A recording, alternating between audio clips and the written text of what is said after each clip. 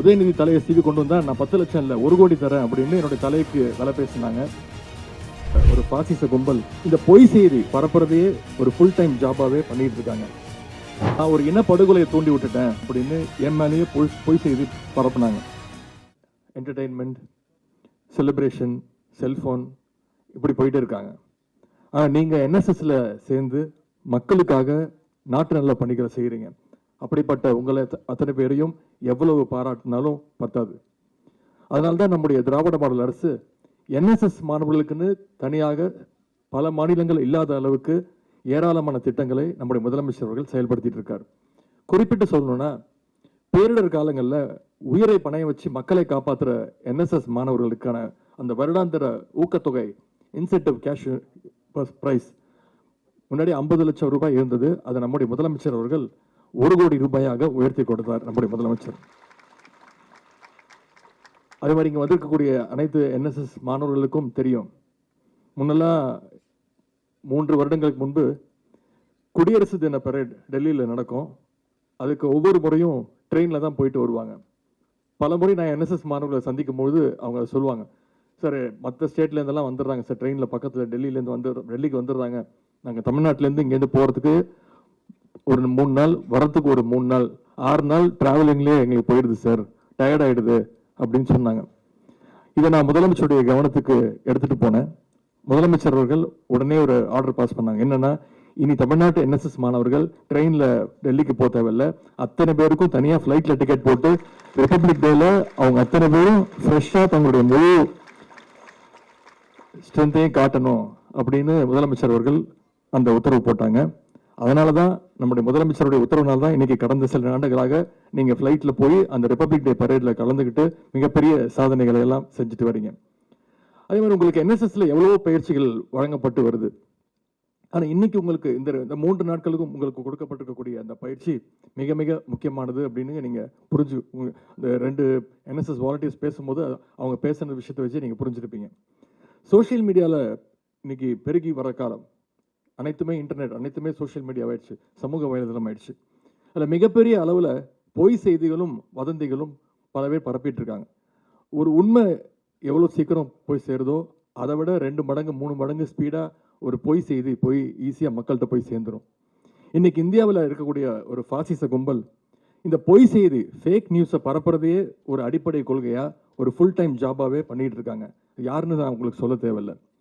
பொய் செய்திகள் மூலம் மக்களை குழப்பணும், அவங்களுடைய அறிவை மழுங்கடிக்கணும் அப்படிங்கிறதுக்காக அதையே ஒரு நோக்கமாக எடுத்து பொய் கதைகளை, கட்டுக்கதைகளை அவிழ்த்து விட்டுக்கிட்டே இருக்காங்க. பொய் செய்திகளை எப்படி கையாளும் அப்படின்ற கேள்வி இன்னைக்கு வேர்ல்டு ஃபுல்லாக, உலகம் முழுக்க இன்னைக்கு அந்த கேள்வி எழுந்துட்டு இருக்கு. வதந்திகளில் ரூமர்ஸில் 2 வகை உண்டு. ஒன்று மிஸ்இன்ஃபர்மேஷன், இன்னொன்று டிஸ்இன்ஃபர்மேஷன். மிஸ்இன்ஃபர்மேஷன் அப்படிங்கிறது எந்த உள்நோக்கமும் இல்லாமல் பரவுகின்ற செய்திகள். ஆனால் இந்த டிஸ்இன்ஃபர்மேஷன் அப்படிங்கிறது திட்டமிட்டு பிளான் பண்ணி ஒரு உள்நோக்கத்தோடு பரப்பப்படுகின்ற அந்த பொய் செய்தி. மிஸ்இன்ஃபர்மேஷனை விட டிஸ்இன்ஃபர்மேஷன் மிக மிக ஆபத்தானது. குறிப்பாக குளோபல் ரிஸ்க் ரிப்போர்ட் 2024 அவங்களுடைய அறிக்கையின்படி உலகத்தில் இருக்கக்கூடிய இன்னைக்கு மிகப்பெரிய ஆபத்துகளில் 2வது இடத்துல இருக்கக்கூடியது இந்த டிஸ்இன்ஃபர்மேஷன் தான். இன்னைக்கு 2வது இடத்துல டிஸ்இன்ஃபர்மேஷன் இருக்கலாம். ஆனால் இன்னும் 2 ஆண்டுகள் கழிச்சு இந்த டிஸ்இன்ஃபர்மேஷன் மற்றும் மிஸ்இன்ஃபர்மேஷன் 2ம் தான் உலகத்திலேயே மிகப்பெரிய ஆபத்தாக, அச்சுறுத்தலாக மக்களுக்கு இருக்க போகுது. போலி செய்திகள் மட்டுமல்ல, இன்னைக்கு ஹேட் ஸ்பீச், வெறுப்பு பேச்சும் பெரிய அளவில் மக்களையும் நம்முடைய நாட்டையும் பாதிச்சுட்டு இருக்கு. குறிப்பாக சிறுபான்மையின மக்கள், ஒடுக்கப்பட்ட மக்கள், அவங்க வெறுப்பு பேச்சால் ரொம்பவே பாதிக்கப்படுகின்ற சூழல் இன்னைக்கு ஏற்படுத்தியிருக்கிறாங்க. இதுக்கு நாட்டில் பல உதாரணங்களை நான் சொல்லலாம். சில வருடங்களுக்கு முன்பு வட மாநிலங்களில் பீஃப் சாப்பிட்றாங்க, பீஃப் வச்சுருந்தாங்க அப்படின்னு கும்பலாக சேர்ந்து மக்களை அடிக்கிறதெல்லாம் விஷுவல்ஸ் நீங்கள் பார்த்துருப்பீங்க.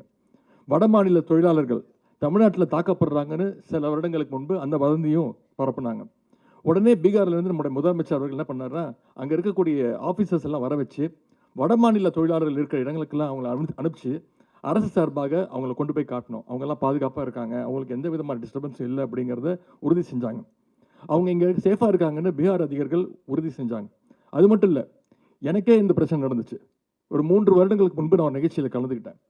அந்த நிகழ்ச்சியில் நான் பேசினது, பிறப்பால் யாரும் உயர்ந்தவர் தாழ்ந்தவர் கிடையாது, பிறப்பால் ஏற்றத்தாழ்வு கிடையாது, அப்படி ஒன்று இருந்துச்சுன்னா அதை ஒழிச்சு கட்டணும் அப்படின்னு பேசினேன். ஆனால் அதையும் திரிச்சு நான் ஒரு இனப்படுகொலையை தூண்டி விட்டுட்டேன், ஒரு ஜெனோசைடை கிளப்பி விட்டுட்டேன் அப்படின்னு என் மேலேயே பொய் செய்தி பரப்புனாங்க. என்னுடைய பேச்சை திரிச்சு நான் சொல்லாத விஷயத்த சொன்னேன்னு ஒரு கும்பல் நாடு முழுக்க அந்த வதந்தியை பரப்புச்சு. அதுக்காக என்னுடைய தலையை சீவி கொண்டு வந்தால் ஒரு சாமியார் 10 லட்சம் தரேன் அப்படின்னாரு. இன்னொரு சாமியார் அதுக்கு போட்டி போட்டுட்டு உதயநிதி தலையை சீவி கொண்டு வந்தால் நான் 10 லட்சம் இல்லை 1 கோடி தரேன் அப்படின்னு என்னுடைய தலைக்கு விலை பேசினாங்க.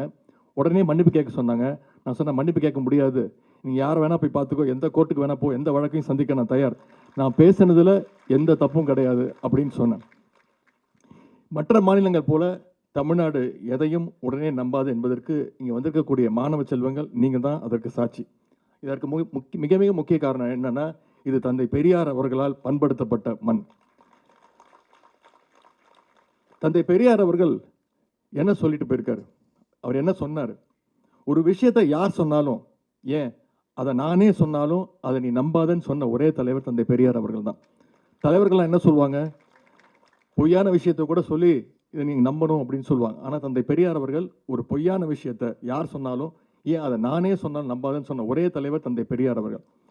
தந்தை பெரியார் அவர்கள் இன்னொன்று சொன்னார், உன்னுடைய பகுத்தறிவுக்கும் புத்திக்கும் எது சரின்னு பட்டுதோ அதை மட்டும் நீ ஏற்றுக்கோ, இல்லைனா ஏன் எதுக்குன்னு எதிர்த்து கேள்வி கேளுன்னு சொன்னவர் தந்தை பெரியார் அவர்கள். அந்த வழியில் இன்னைக்கு ஃபேக் நியூஸை தடுக்கணும்னு, அதை பற்றிய அவேர்னஸை மாணவர்களுக்கு ஏற்படுத்தணும்னு நம்முடைய முதலமைச்சருடைய வழிகாட்டுதலோடு அரசு சார்பாக ஒரு டெடிகேட்டட் ஃபேக்ட் செக்கிங் யூனிட் தொடங்கப்பட்டுச்சு. இன்னைக்கு தமிழ்நாடு ஃபேக்ட் செக்கிங் யூனிட் செயல்படுகின்ற வேகத்தை பார்த்து ஃபேக் நியூஸ் பரப்புகிற கும்பல் இன்னைக்கு சிலர் பதற்றம் அடைஞ்சிட்டு இருக்காங்க. கடந்த ஆண்டுகளை விட சமீப காலமாக ஃபேக் நியூஸ் பரவுறது தமிழ்நாட்டில் இன்னைக்கு மிகவும் குறைஞ்சிட்டு இருக்கு. அது அடியோடு நிப்பாட்டப்படணும். அதுக்கு ஃபேக்ட் செக் யூனிட்டுக்கு என்னுடைய பாராட்டுக்கள், என்னுடைய வாழ்த்துக்களை உங்கள் சார்பாக தெரிவிச்சுக்கிறேன். இதுபோன்ற செய்திகளை மேலும் தெரிந்து கொள்ள எங்களது யூடியூப், ஃபேஸ்புக் மற்றும் ட்விட்டர் ஆப்களை சப்ஸ்கிரைப் செய்யவும்.